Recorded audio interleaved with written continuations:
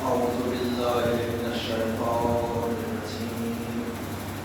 بسم الله الرحمن الرحيم. الحمد لله الذي لا يبلغ منته القائلون ولا يحصي نعمه الآتون ولا يؤدي حقه المجتهدون الذي لا يدركه بعض الهمم ولا يناله بعض الفتن الذي ليس لصفته حد محدود ولا نعت موجود ولا وقت معدود ولا أجل ممدود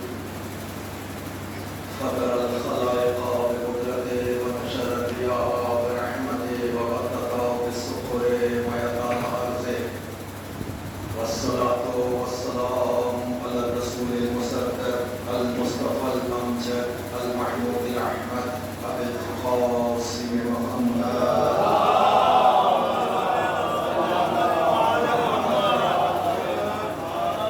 والصلاة والسلام على المعبر الطيبين الطاهرين المعصومين المسلمين ولعنة الله على دائهم ومنكر فضائلهم وقاسم حقوقهم أجمعين. أما بعد فقد قال سبحانه تبارك وتعالى في محكم كتابه الحكيم. بسم الله الرحمن الرحيم. يا أيها الذين آمنوا إذا قيل لكم تفسحوا في المجالس صلوات محمد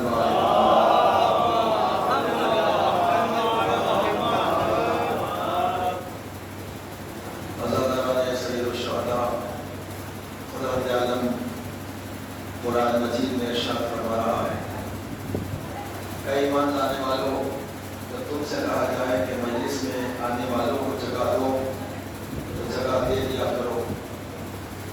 جب صحیح اللہ لکم، جب تم آنے والوں کو جگہ دو گے تو اللہ تمہیں جگہ دے گا. وَإِذَا قِيلَ انشُزُوا، تو جب تم سے کہا جائے کہ اٹھ جاؤ تو فانشزوا، اٹھ جایا کرو. یرفع اللہ الذین آمنوا منکم، اللہ ان لوگوں کے درجوں کو بلند کرے گا جو صاحبان ایمان ہیں. اس سے پہلی مجلس میں عرض کیا گیا تھا کہ مجلس جو ہے یہ عربی زبان کا لفظ ہے. مجلس کا مطلب ہوتا ہے نشست، عربی زبان میں بیٹھک، جہاں کچھ لوگ بیٹھ جائیں اور گفتگو کریں اسے مجلس کہتے ہیں. یہ لفظ قرآن نے بھی استعمال کیا ہے سورہ مجادلہ آیت نمبر 11. یا ایھا الذین آمنوا اذا قیل لکم تفسحوا فی المجالس، اے ایمان لانے والوں، جب تم سے کہا جائے کہ مجلس میں آنے والوں کو جگہ دو تو جگہ دے دیا کرو.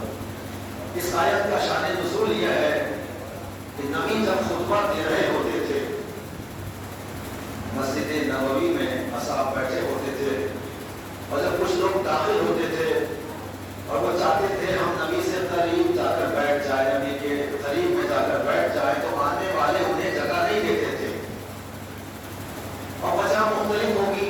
وہ سوچتے تھے کہ ہم نبی سے زیادہ قریب ہیں، ہم نبی کی نماز جماعت میں شریک ہوتے ہیں، ہم نے کلمہ پڑھا ہے، یہ آنے والا جاہل بدو ورم آ رہا ہے، ہم اس کے احترام میں کیوں کھڑے ہو.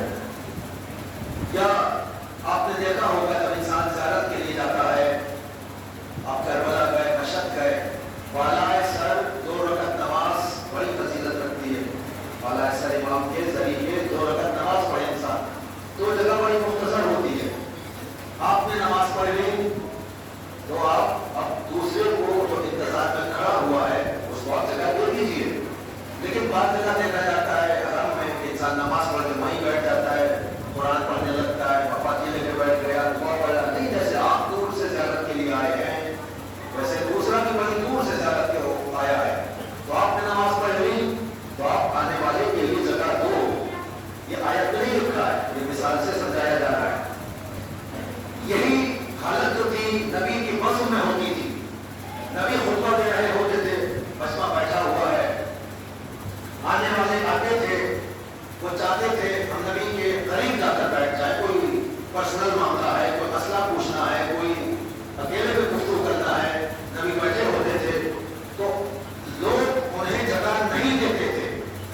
जगह होती थी मगर जगह देने वाले जगह नहीं देते थे। मुसल्ले पीछे हुए हैं, जगह है मगर जगह देने वाले जगह नहीं दे रहे हैं। तो जो मुसल्ले पे जगह ना दे वो मिंबर पे क्या देंगे? तो जिब्राइल आयत लेकर आ गए, या अय्युहल्लज़ीना आमनू इज़ा क़ील लकुम तफ़स्सहू फ़िल मजालिस, ऐ ईमान लाने वालों जब तुमसे कहा जाए कि मजलिस में आने वालों को जगह दो तो जगह दे दिया करो। तुम क्या सोच रहे हो? अल्लाह तुम्हारे दिलों को देख रहा है, तुम्हारे ज़हनों को देख रहा है, तुम क्या सोच रहे हो?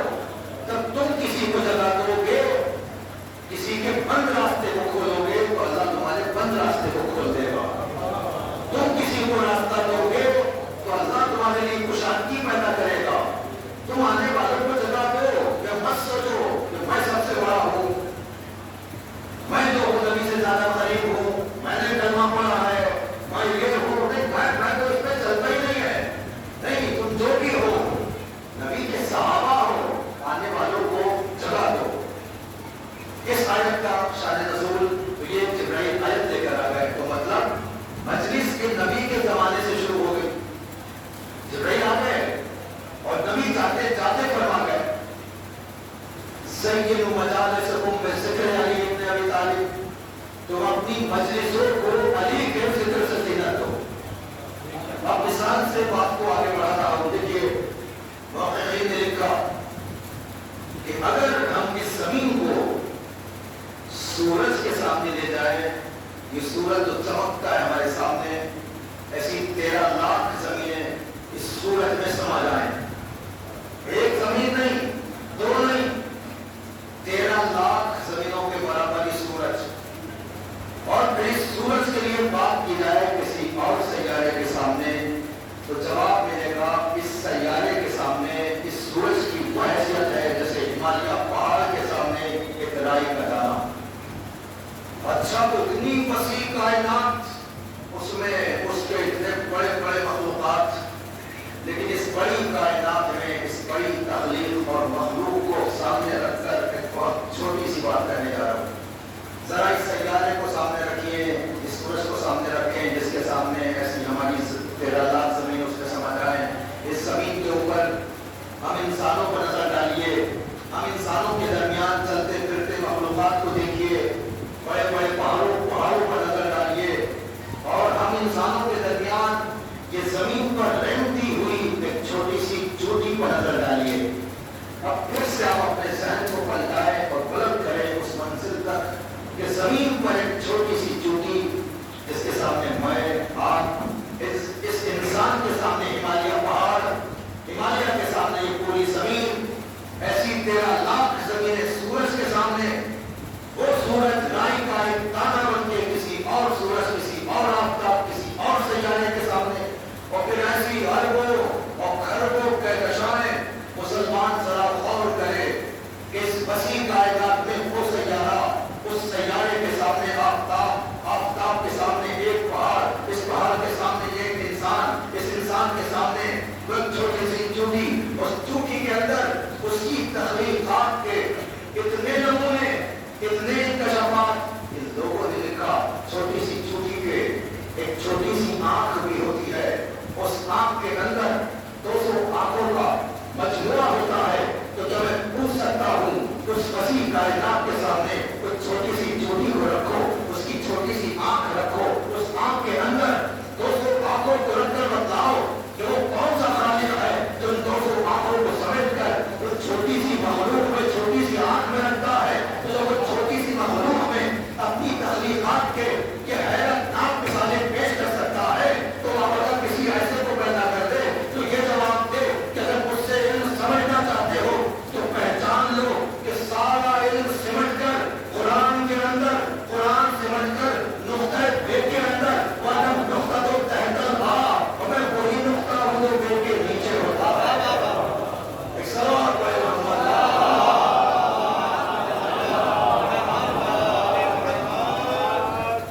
यही चूड़ी है, इतनी अहम है कि कुरान ने पूरा सूरा उसके नाम पर रख दिया। जब तक कुरान रहेगा चूड़ी का नाम रहेगा।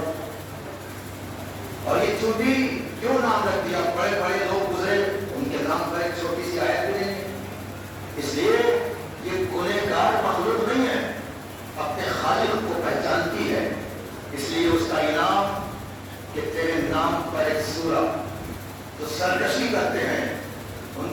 سالن قرآن نام پیش کر دیتا ہے. یہی چوٹی ہے جو گزرتے ہوئے جناب سلیمان کے لشکر کو دیکھ رہی ہے. تاریخ میں لکھا پوچھا جناب واقعہ کیا ہے؟ بات سے اتنی ہے. جناب سلیمان گزر رہے تھے کہ جناب سلیمان کا کنٹرول ہوا پر ہوتا ہے. جب وہ چلتے ہیں ان کے لشکر میں ہوا میں تخت ہوتا ہے. ان کے تخت کے اوپر جن انسان چرند پرند درند سب ہوتے ہیں. 1 مہینے کی دوری 1 رات میں طے کر لیا کرتے ہیں. اور کنٹرول ہے قبضے میں ہے. اب یہ مدینے سے گزرے. چونٹی نے قافلے کو اترتے ہوئے دیکھا, جناب سلیمان کے لشکر کو اترتے ہوئے دیکھا تو پکار کر اپنے لشکر کو آواز دی, یا ایھا النمل ادخلوا مساکنکم لا یحطمنکم سلیمان وجنودہ وهم لا یشعرون. یہ قرآن کی آیت ہے. ہر مسلمان جو پڑھے گا اگر اس سے انکار کر دے تو گویا اس نے اسلام سے انکار کیا. قرآن کے بارے میں ہمارے عقیدے کو جاننے والے معلوم کرنے والے لوگوں سے گزارش یہ ہے کہ قرآن کے بارے میں اپنے عقیدے کو متزلزل نہ ہونے دیں. پہچان لیجیے کیا ہوا. ایک جھوٹی کی گفتگو قرآن نے بیان کی ہے کہ اس نے پکار کر کہا, یا ایھا النمل, اے چوٹیو, ادخلوا مساکنکم, جلدی جلدی اپنے گھروں میں چلی جاؤ, کہیں سلیمان کا لشکر تمہیں کچل نہ دے اس طرح سے کہ تم سمجھ بھی نہ پاؤ. اور میں سمجھتا ہوں تاریخ نے کیا بتلایا. چوٹی کا فاصلہ جناب سلیمان سے 6 میل کا تھا. کتنی حیرت کی بات ہے, 6 میل کے فاصلے سے ایک چوٹی بات کرے اور وہ جناب سلیمان سن لے. اور آج کا مسلمان یہ اعتراض کرے بھائی کہاں تک کیسے پہنچ گئی. پہلے تو میں ہی پوچھوں گا بھائی چوٹی کی بات جناب سلیمان کے کانوں تک 6 میل کے فاصلے سے پہنچی کیسے؟ تو جواب ملے گا خدا کی قدرت سے. تو اچھا, اگر اس قدرت خدا کا اعتراف ہے تو ہمارے پاس بھی کوئی قدرت خدا ہے. ہم پہچان لیتے ہیں کہ چوٹی کی آواز جناب سلیمان سن لیں تو یاری پکارنے کی آواز نہیں نہ سنیں. ایک چوٹی بات کرے جناب سلیمان سن لیں اور ہم فخر سلیمان کو پکاریں وہ ہماری آواز نہ سنیں. اور پھر پوچھا جائے اس کی کوئی دلیل. عرض کو یہ نہیں کرنا تھا اور بات آ گئی. جناب سلیمان نے کہا ذرا اس چوٹی کو ہمارے پاس لایا جائے. اب چوٹی کی گرفتاری کے عادت ہو گئے. جناب سلیمان نے اس سے کہا چوٹی کو ہمارے پاس لایا جائے. اب آپ بتائیے جب چوٹی کی گرفتاری کے عادت ہو گئے جناب سلیمان نے اسے گرفتار کرنے کے لیے کسے بھیجا ہوگا؟ میں تو سمجھتا ہوں کسی مچھر وغیرہ کو بھیج دیا ہوگا, جاؤ گرفتار کر کے لے آؤ. اب بیچاری چوٹی کے ہاتھ پاؤں باندھ کر حضرت سلیمان کے سامنے پیش کر دیا گیا. ننھی سی جان, ذرا سا دل, اس کا دل دھک دھک کرنے لگا. اتنے بڑے شہنشاہ کے سامنے ایک چھوٹی سی چوٹی ملزم کی حیثیت سے کھڑی ہے. جناب سلیمان نے غصے میں کہا چوٹی کو یہ کیسے کہا کہ جلدی جلدی اپنے گھروں میں چلی جاؤ, کہیں سلیمان کا لشکر کچل نہ دے. چوٹی کیا تو ہمیں ظالم سمجھتی ہے؟ تجھے اتنی ہمت کیسے ہو گئی کہ ہم کسی کو راستے میں گزرتے ہیں؟ اب جواب سنیے چوٹی نے کیا کہا کہ یا نبی اللہ. کیسے پہچان لیا چوٹی نے اللہ کا نبی ہے؟ اس نے 6 میل کے فاصلے سے دیکھا کہ ہواؤں کے دوش پر کوئی لشکر کو لے جا رہا ہے. سمجھ گئی کہ ہواؤں کے دوش پر لشکر کو لے جانے والا سوائے نبی کے کوئی اور نہیں ہو سکتا. اب میرا فہم مجمع متوجہ ہو جائے کہ چوٹی جناب سلیمان کو ہوا پر دیکھ کر پہچان جائے یہ اللہ کا نبی ہے, تو اگر کوئی اور کسی لشکر کو اٹھا کر خیبر میں اس طرف سے اس طرف لشکر کو پہنچا دے اور اس کی عظمت کو نہ پہچانا. چوٹی نے جواب دیا یا نبی اللہ, میں اپنے لشکر کی سردار ہوں, بڑی ہوں, اس لیے اپنے لشکر کو نصیحت کرنا میرا فرض ہے. میری مراد یہ نہیں تھی کہ آپ کا لشکر نیچے اترے گا تو میرے لشکر کو گزر دے گا. میری مراد تو یہ تھی کہ آپ کے لشکر کی شان و شوکت, اس کا روح و دبدبہ دیکھ کر کہیں میرے لشکر کے اندر کہ دنیا کی چیزیں یہ آرزو میں پیدا نہ ہونے لگے. عبادت کا وقت ہو گیا تھا, کہیں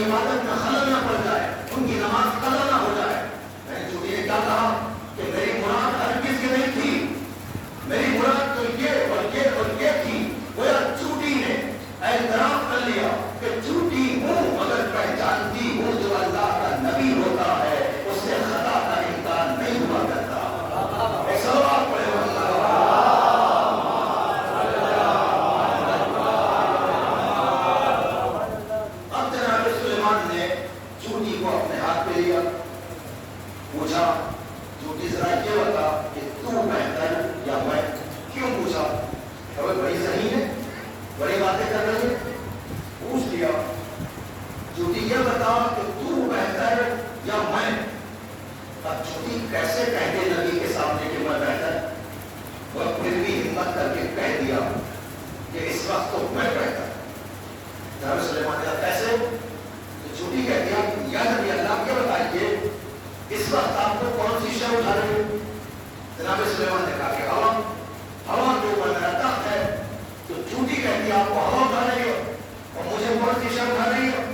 جناب سلیمان نے کہا میرا ہاتھ، تو میرے ہاتھ پہ سوار ہے۔ تو چوٹی کہتی ہے اب آپ بھی بتائیے وہ بہتر ہے جسے نبی اٹھا رہا ہو،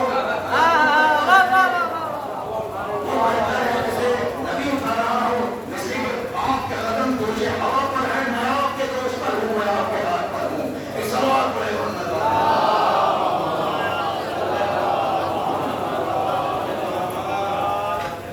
یہ بات تو چوٹی کی تھی، مگر کچھ لوگوں کے دلوں میں آج بھی چوٹی کی چال کی طرح چل رہی ہے کہ اگر نبی کسی کو اٹھا لے تو اس کی شان ہی اور ہوتی ہے، اس کی عظمت ہی اور ہوتی ہے، اس بلندی کو بھی پہچانو کہاں بلا فصل کسی کے قدم روشن نبی پڑے جاتے ہیں۔ اور چوٹی نے کیا جواب دیا؟ میں بہتر ہوں، آپ کے قدم دوش ہوا پر ہیں، میں آپ کے دوش پر ہوں، میں آپ کے ہاتھ پر ہوں۔ جناب سلیمان نے چھوڑ دیا چوٹی کو، اب بڑی باتیں کر رہے۔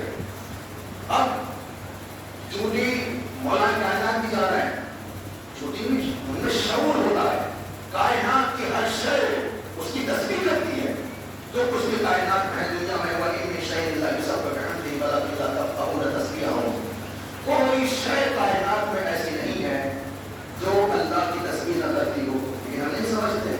ایک پتھر بھی بولتا ہے مگر جاننے والا چاہیے۔ مولا کائنات اور جناب سلمان چلے جا رہے تھے جنگل میں، صحرا میں، وہاں راستے میں ہزاروں لاکھوں کی تعداد میں چوٹیاں اپنے گھروں سے باہر آ گئی۔ جناب سلمان نے کہا بڑا پاک ہے وہ ذات جو ان کی تعداد کو جانتی ہے۔ مولانا سلمان کو تم کیا کہہ رہے ہو؟ یہ کہو پاک ہے وہ ذات جس نے انہیں پیدا کیا، اور تعداد کو تو ہم بھی جانتے ہیں، وہ صرف تعداد ہی نہیں جانتے، ہم یہ بھی جانتے ہیں اس میں نر کتنے ہیں، مادہ کتنے ہیں، فرد کتنے ہیں، جوڑا کتنے ہیں، یہ کہاں جا رہا ہے، کہاں جا رہا ہے۔ یہ کہو پاک ہے وہ ذات جس نے انہیں پیدا کیا۔ مولانا سلمان تم جانتے ہو کہ چوٹی کیا کہہ رہی ہے اپنے لشکر سے؟ مولانا میں سننا چاہتا ہوں۔ مولانا نے ہاتھ میں رکھا، سلمان سن لو۔ جناب سلیمان جانتے تھے چوٹی ہر مخلوق کی گفتگو سمجھتے ہیں، اللہ نے جناب سلیمان کو علم دیا تھا، وہ بلند بن کے رکھتا ہے۔ جناب سلیمان قرآن کا ہم نے پرندوں کی زبان جاننے کا علم عطا کیا، یہاں مولا کائنات نے جناب سلمان کو یہ علم دے دیا۔ سنو یہ چوٹی کیا کہہ رہی ہے۔ اب جناب سلمان نے سنا چوٹی کہہ رہی تھی جلدی جلدی اپنے گھروں سے باہر آؤ۔ توجہ رہے، وہاں چوٹی کیا کہہ رہی تھی جناب سلیمان کے وہاں؟ چوٹی کہیں جلدی جلدی اپنے گھروں میں جاؤ۔ کیوں کر رہی تھی؟ ان کی عبادت کا وقت ہو گیا تھا، عبادت میں خلل نہ پڑ جائے، مگر یہاں چوٹی کر رہی ہے جلدی جلدی اپنے گھروں سے باہر آؤ۔ کیوں؟ اس لیے وہ آ گیا ہے جس کا چہرہ دیکھنا عبادت ہے۔ علی کے چہرے کی طرف دیکھنا عبادت ہے۔ ایک سوال پڑے محمد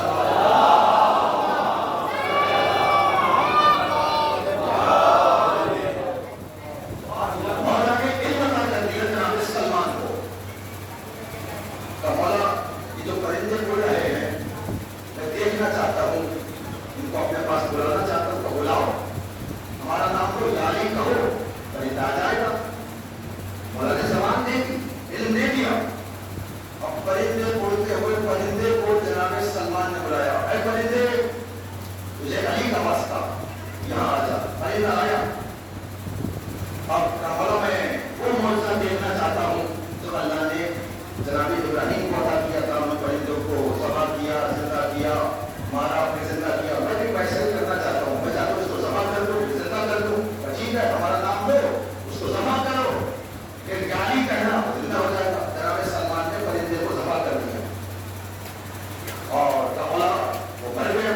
کملا میں اس کو زندہ کرنا چاہتا ہوں، گالی کہو، گالی کہا وہ زندہ ہو گیا، زندہ ہو گیا، پھر وہ پرندہ ہو گیا، پھر میں اس پرندے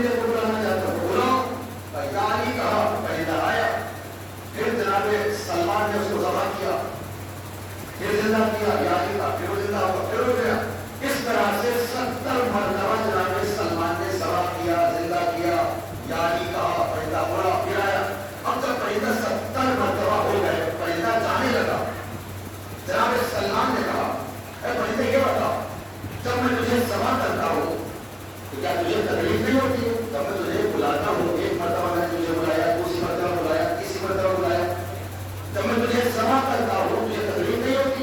होती है तो होगी। तब तू बार बार आज क्यों जाता है? कहिए तो देखो तुम किसके नाम पे बुला रहे हो? तुम अली के नाम पे बुला रहे हो। अली का नाम वो है, अगर उनके नाम पर मुझे 70 मरतबा भी जिंदा किया जाए, समा किया जाए, जिंदा किया जाए, फिर भी मैं इनकी इताअत करूंगा। सारी कायनात इनकी इताअत में होती है। कायनात में जो कुछ भी है इनकी इताअत में है।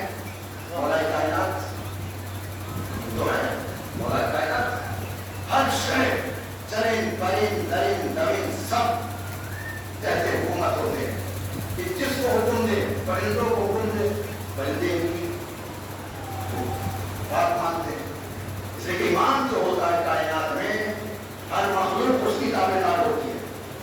खुदा कहता है मेरे बंदे तू खुद जैसा बन जाओ तो तुझे अपने जैसा बना लूंगा। हदीस कुर्सी में मैं चीजों से कहता हूँ कि हो जा वो हो जाएगी, मैं भी तुझे अपने जैसा ही बना लूंगा। कभी चीजों से कहूंगा हो जा वो हो जाएगी। इस सलाह पढ़ लीजिए मोहम्मद।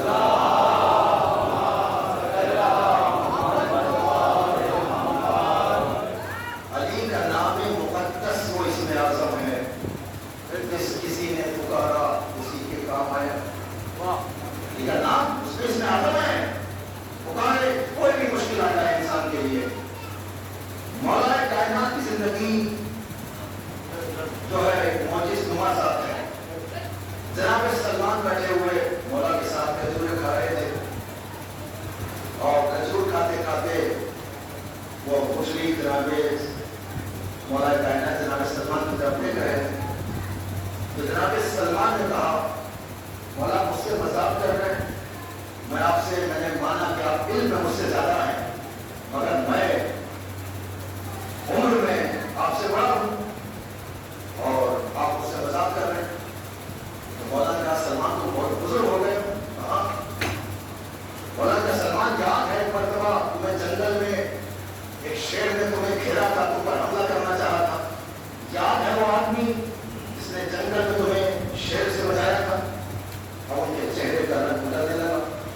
हाँ मौला ये तो मेरी बचपने का वाक़या है, आपकी पैदाइश से बहुत पहले का। आपको बताया किसने? मेरे उस आदमी को खुदा के अलावा किसी को मालूम नहीं। आए चक्कर में सलमान तुम्हारे पास उस वक्त उस आदमी को जिसने तुम्हें बचाया था तोहफे में देने के लिए कुछ भी नहीं था। तुमने जंगल से फूल जमा करके एक छोटा सा गुलदस्ता बनाकर उसको पेश किया था, याद है? हाँ मौला ने पूरी तरह ताजा गुलदस्ता जेब से निकाल कर दिखाया। यही है ना गुलदस्ता? कहा मौला यही है। फरमाया सलमान घबराओ नहीं, हर नबी की मदद मैंने छुपकर की है और हर नबी की मदद मैंने छुपकर की है। लोग एतराज करते हैं नबी की मदद मैंने जाहिर की है, हर नबी की मदद छुपकर की है। लोग एतराज कर देते जनाब आप अली को खुदा बना देते हो। अरे तुम हमारे अली को पहचानते नहीं, हम अली को देखकर खुदा को पहचानते हैं। जिसका बंदा ऐसा है उसका खुदा ऐसा होगा।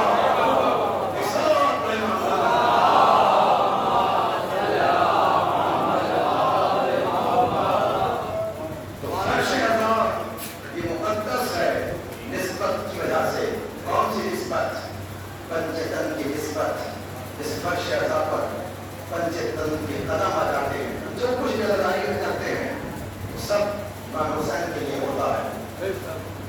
हिंदुस्तान पाकिस्तान बनने से पहले हिंदुस्तान की यूपी अवध में एक इमाम का जाने वाला ब्रिटिश हुकूमत में बड़ी ऊंची पोस्ट पे था और उसको ब्रिटिश हुकूमत ने गलत इल्जाम लगाकर उस पर उसको उसकी पोस्ट से उसको हटा दिया, उसको जिंदा कर डाल दिया।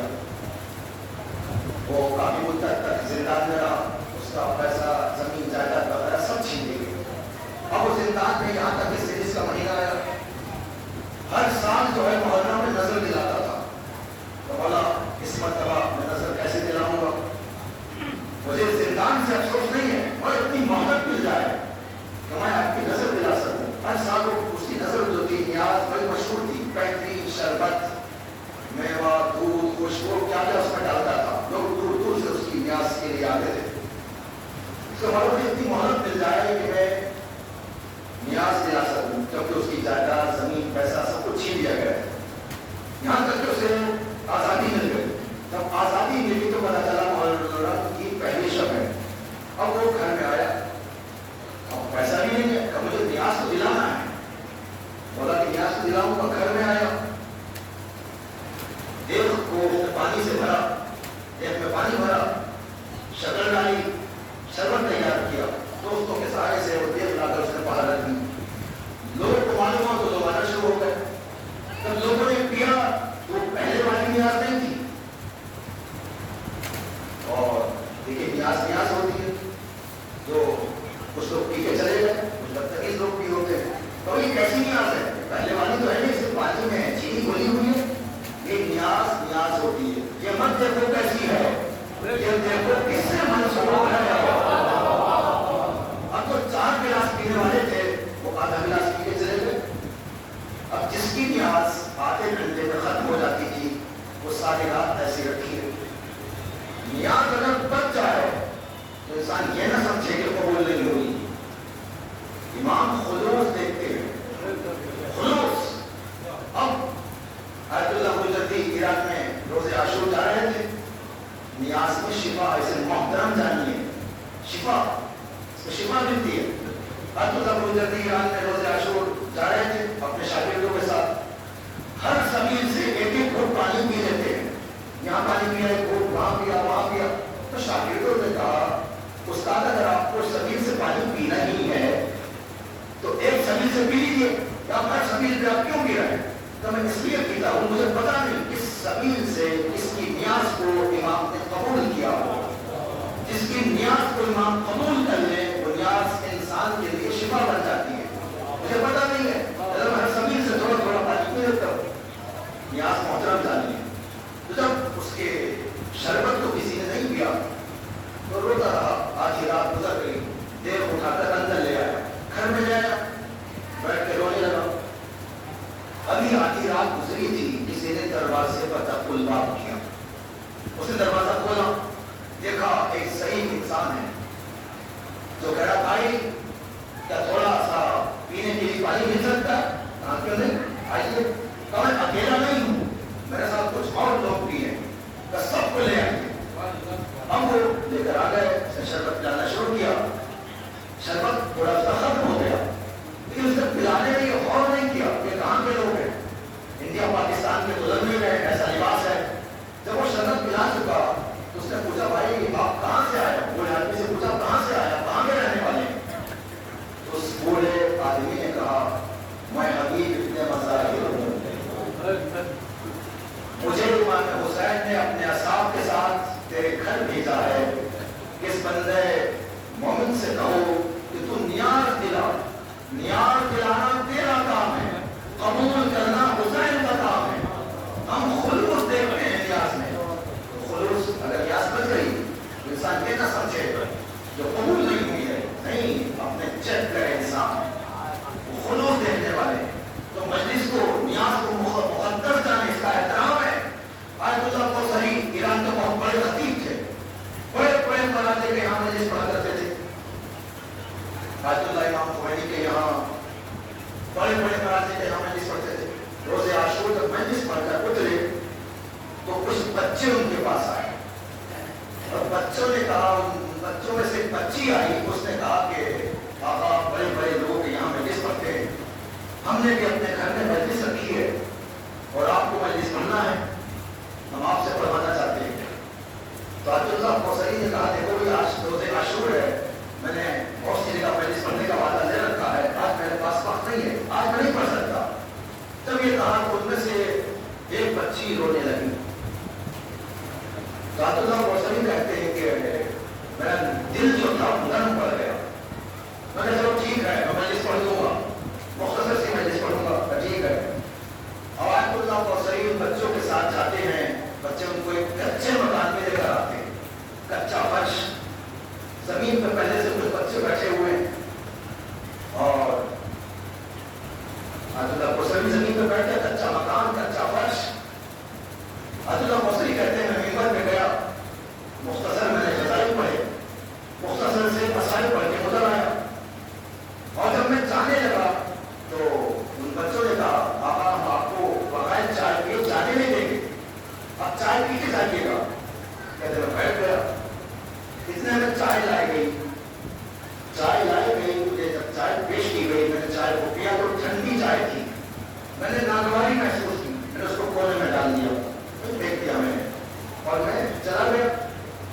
شام غریبہ کی مجلس پڑھنے کے بعد جب میں سویا تو جب میں نے دیکھا فاطمہ زہرا تشریف لائی اور فرما رہے ہیں آقا کوثری آج کی ہم نے تمہاری صرف ایک مجلس کو قبول کیا ہے.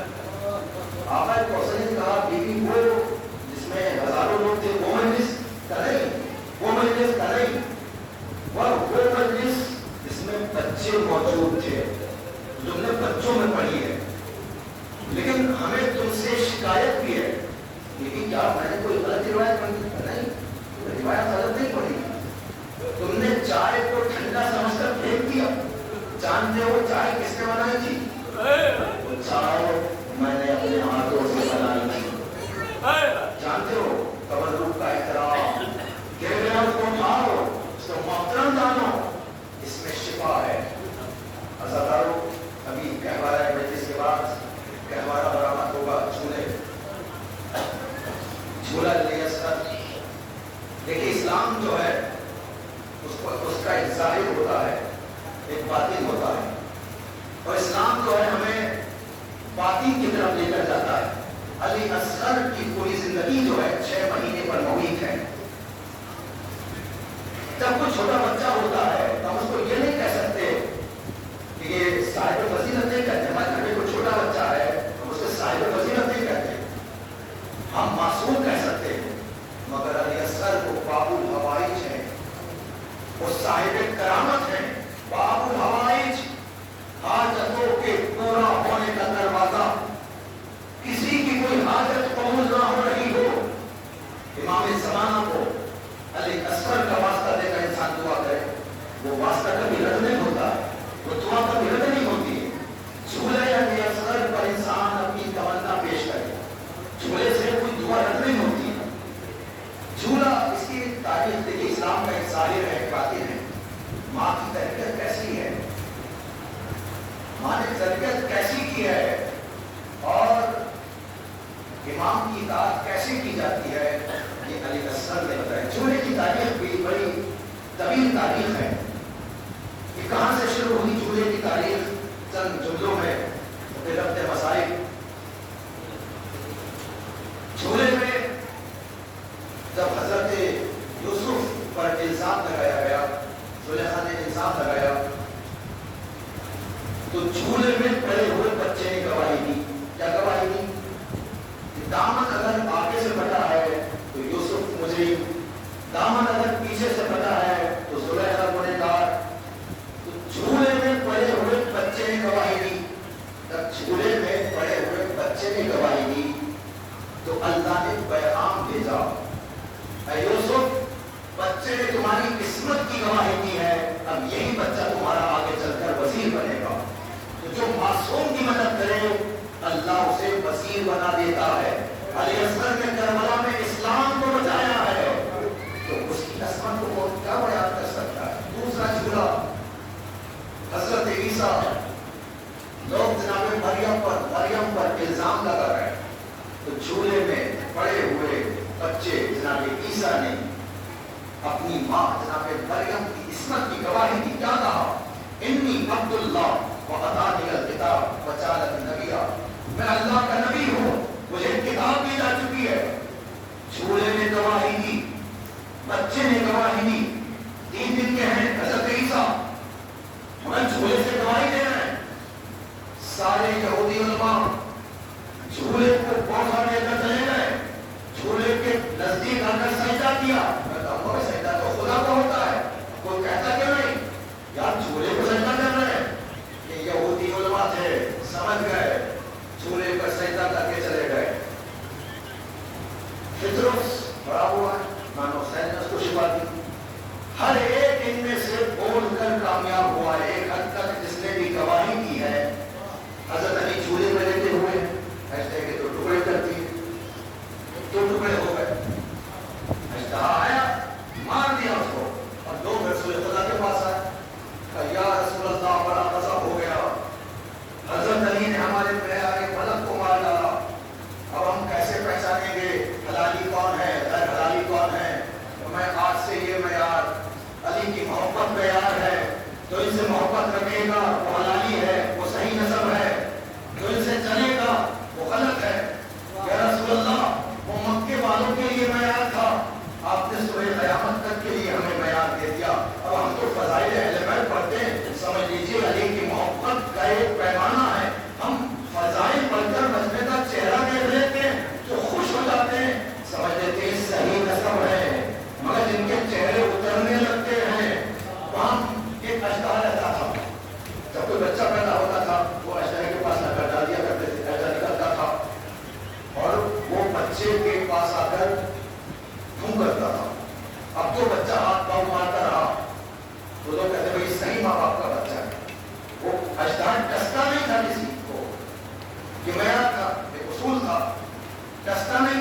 مجھے اجدائے سے یہی شکایت ہے، کوئی ٹستا کیوں نہیں تھا؟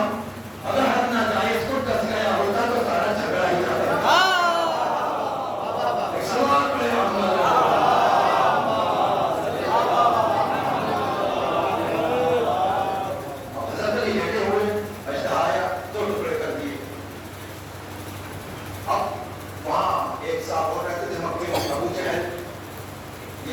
بخشش کا احسان کیا کرتے تھے، جب قریش میں کوئی بچہ پیدا ہوتا تھا تو یہ کسی بزرگ بت کے قدم کی مٹی اس کی آنکھوں میں بطور سرما لگاتے تھے، اور یہ ان کی فری سروس تھی، کوئی اجرت وغیرہ نہیں دیتے تھے۔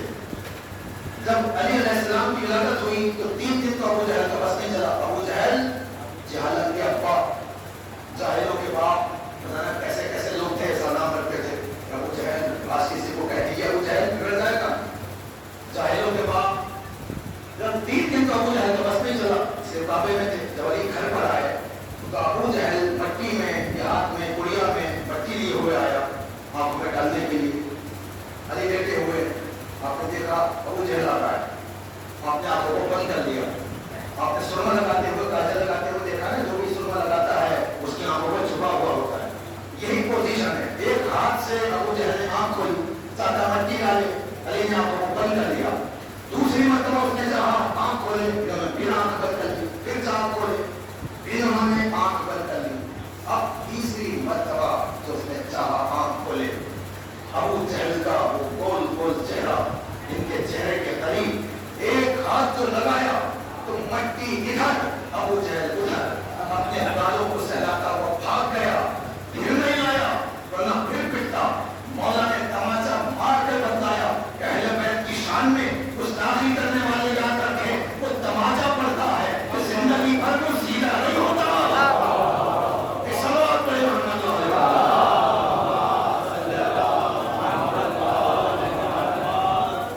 یہ فرش ازا مقدس ہے نسبت کی وجہ سے، جہاں اہل بیت کے قدم آ جاتے ہیں اور وہ فرش ازا محترم ہو جاتا ہے۔ جھولے کی بات ہے، کربلا کے میدان میں جب امام مدینے سے نکل رہے تھے تو دین کے لیے، حفاظت کے لیے، انکار دین محمد لم یستقم الا بقتلی یا سیف و حسینی، اگر کہ محمد کا دین میرے قتل کے بغیر نہیں بچ سکتا تو تلواروں آؤ میرے گلے کو کاٹ دو۔ یہ مدینے سے نکلتے وقت امام فرما رہے تھے، اور جب کربلا میں پہنچ گئے، حمید ابن مسلم کہتا ہے میں نے ایسے لوگوں کو دیکھا جو وقت سے پہلے شہید ہو جاتے، مصیبت بڑی، برا ہو گیا، 40 سال کا تھا، 60 سال کا لگنے لگا۔ حمید کہتا ہے سن تو زیادہ معلوم ہوتا ہے، 2 سال کے بعد، 3 سال کے بعد ہوتا ہے، ایک دن میں کوئی بوڑھا نہیں ہوتا۔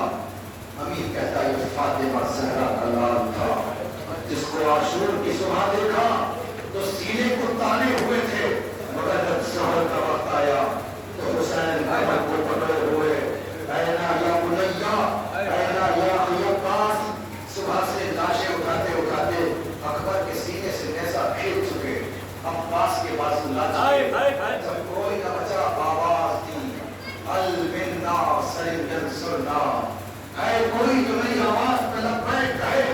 تو علماء نے لکھا ایک مرتبہ جتنا آگے بڑھے مولا ہم مدد کو آئے، فرمایا نہیں حسین تمہاری مدد نہیں دے گا، پھر آواز دی المنا سلم ینصرنا، ہے کوئی جو میری آواز پہ لبیک کہے۔ تو علماء نے لکھا ایک مرتبہ فرات کا پانی منسم ہوا اور ہم مدد کو آئے، فرمایا نہیں حسین کا پاس کیسا مارا جا چکا، یقین کیسا مارا جا چکا۔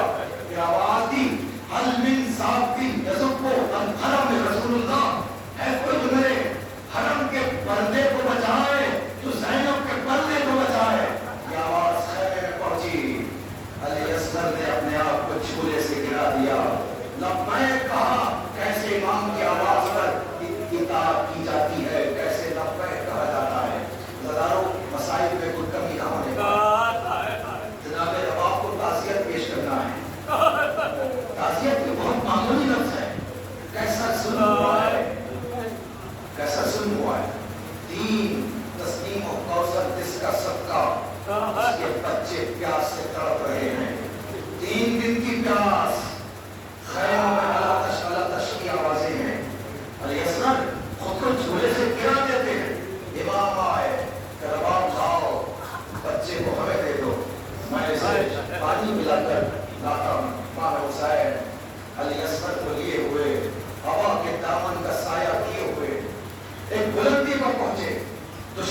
سمجھے کہ حسین ہمارے اور اپنے درمیان صلح کے لیے قرآن آ رہے ہیں.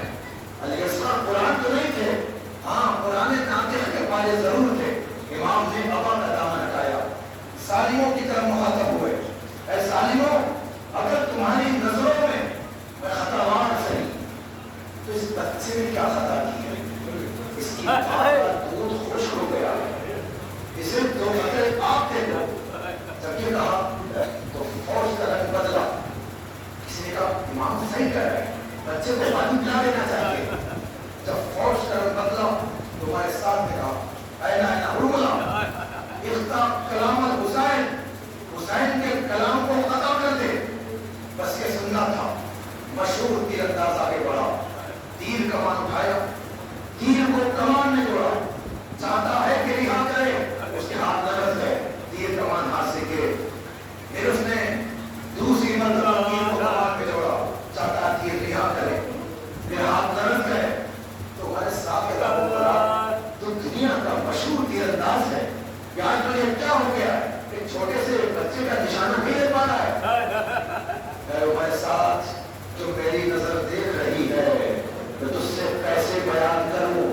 جب میں تیر چلانا چاہتا ہوں تو ایک نقاب پوش بیوی اپنی گردن علی اصغر کی گردن پر رکھ دیتی ہے, فریاد کرتی ہے میرا بچہ 3 دن کا پیاسا ہے, اس پر تیر نہ چلا.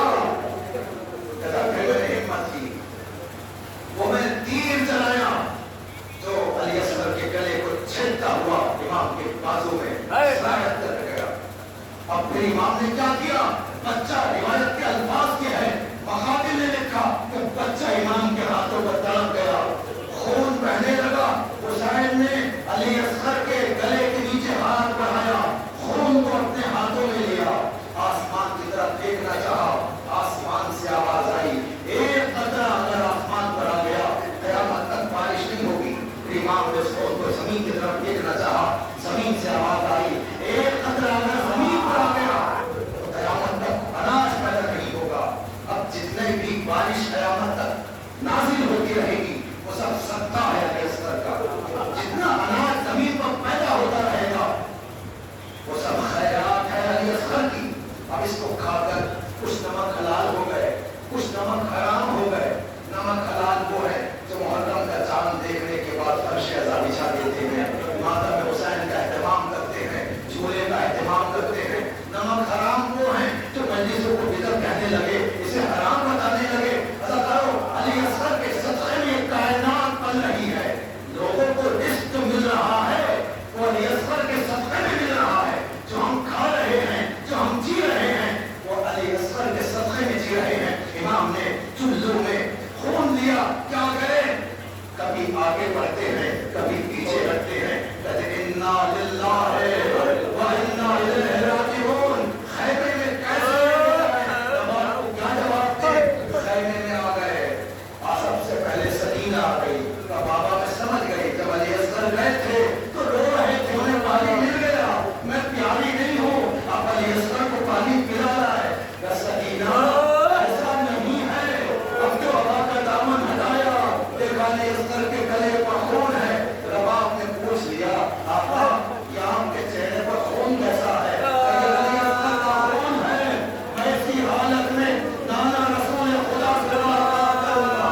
رباب نے بھی علی اصغر کے خون کو اپنے بالوں میں ملنا شروع کیا, تو میں بھی اسی حالت میں جناب سیدہ سے ملاقات کروں گی. اللہ تعالیٰ خیمے میں قرآن برپا ہو گیا. اس کے بعد امام حسین علی اصغر کو لیے اس نے خیمہ پر آئے, تلوار سے قبر کو دی, شمشیر. امام حسین تلوار سے قبر کھود رہے ہیں, شمشیر سے کھودی لہدے علی اصغر, اصغر بشیر. شمشیر سے کھودی لہدے اصغر بشیر. جس وقت رکھی قبر میں وہ چاند سی تصویر, جس وقت رکھی میانیز کہتے ہیں امام حسین تلوار سے قبر کھود رہے ہیں. میانیز کے جملے ہیں وہ کہتے ہیں شمشیر سے کھودی لہدے شمشیر سے کھودی لہدے اصغر بشیر. جس وقت رکھی قبر میں وہ چاند سی تصویر. صابر تھے پر اشک شہ بالا نکل آئے, صابر تھے پر اشک شہ بالا نکل آئے. نزدیک تھا منہ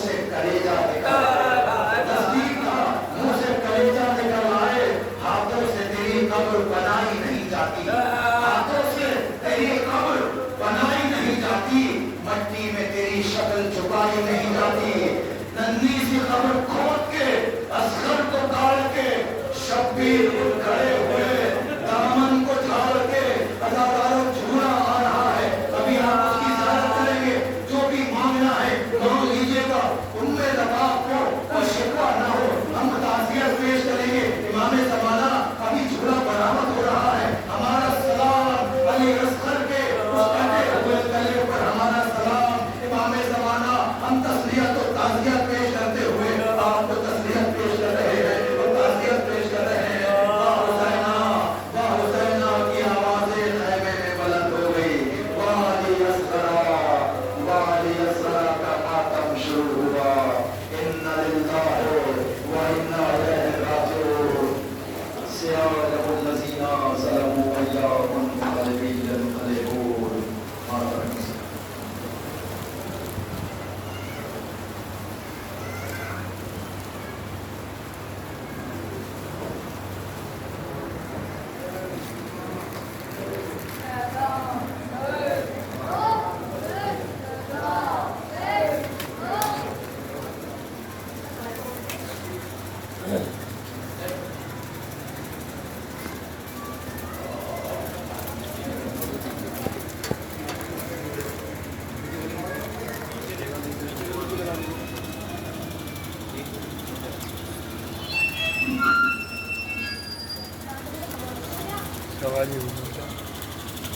ماتم تو باہر ہو گیا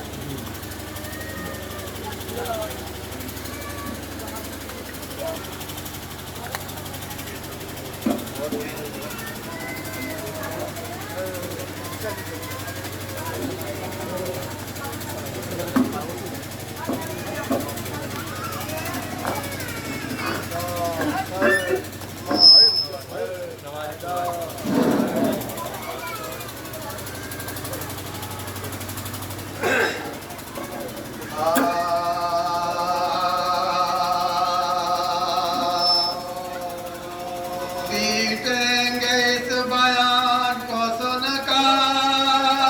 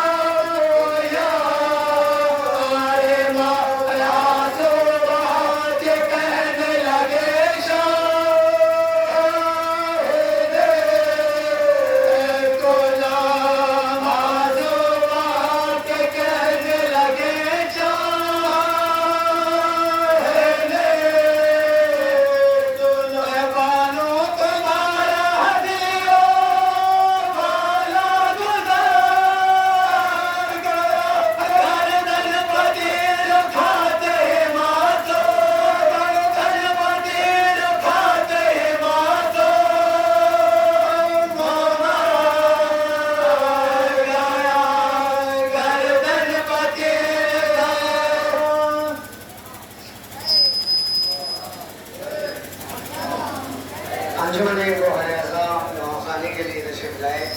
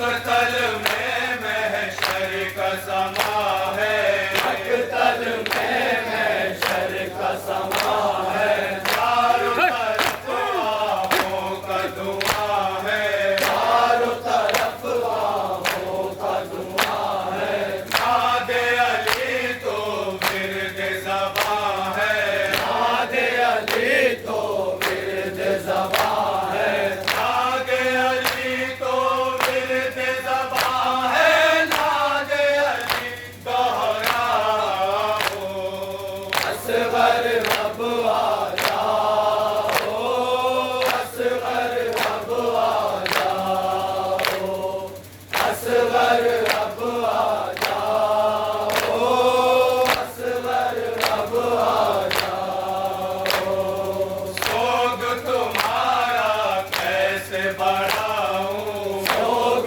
تمہارا کیسے بڑھاؤں، اس سے پہلے خود مر جاؤں، اس سے پہلے خود مر جاؤں، صبر کے جوہر دکھا نہ پاؤں، صبر کے جوہر دکھا نہ پاؤں، صبر کے جوہر دکھا نہ پاؤں، اتنا مت یاد آؤ، اصغر اب آ جاؤ، اصغر اب آ جاؤ، اصغر اب آ جاؤ، اصغر اب آ جاؤ، غیر مقتل اور سناٹا، غیر مقتل اور سناٹا، غیر